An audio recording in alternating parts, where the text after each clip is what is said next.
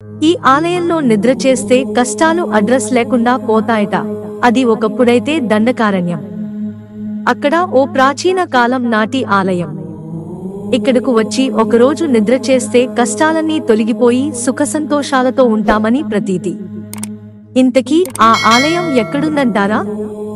రాజన్న సిరిసిల్ల జిల్లా కోనరావుపేట మండలం మామిడిపల్లి బావుసాయిపేట గ్రామాలకు మధ్యలో రాములగుట్ట అనే ప్రాంతంలో ఉంది. ఇది వచ్చేసి శ్రీ సీతారామ స్వామివారి ఆలయం. మాఘమాసంలో పెద్ద ఎత్తున జాతరతో పాటు రథోత్సవాలు కన్నుల పండవగా జరుగుతాయి. ఈ ఆలయం శాలివాహన కాలం నాటిది. రాజరాజ నరేంద్రుడు పాలించిన సమయంలో ఈ ప్రాంతం మహామునిపల్లెగా పిలవబడేది. అప్పట్లో ఈ అరణ్యానికి రాములవారు అరణ్యవాసంలో భాగంగా వచ్చారట. ఆ సమయంలో ఓ ముని మహాముని పల్లెలో తపస్సు చేస్తుండగా ఆయన వద్దకు వచ్చారట. అక్కడే కాసేపు రాములవారు సేదతీరారట.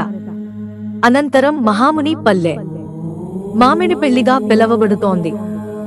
శ్రీరామనవమి వచ్చిందంటే చాలు ఈ ప్రాంతానికి పండుగే. 9 రోజుల పాటు ఇక్కడ ఉత్సవాలు జరుగుతూనే ఉంటాయి. ఇక మాఘమాసంలోనూ ఇక్కడ పెద్ద ఎత్తున జాతర జరుగుతుంది. సుదూర ప్రాంతాల నుంచి ఎండ్లబండ్లతో పాటు వివిధ మార్గాల్లో రాములవారి గుట్టకు చేరుకుని అక్కడే వంట చేసుకుని రాత్రి అక్కడే నిద్రిస్తారు. ఇలా నిద్ర చేస్తే కష్టాలన్నీ తొలగిపోయి సుఖశాంతులతో ఉంటారని ప్రతీతి.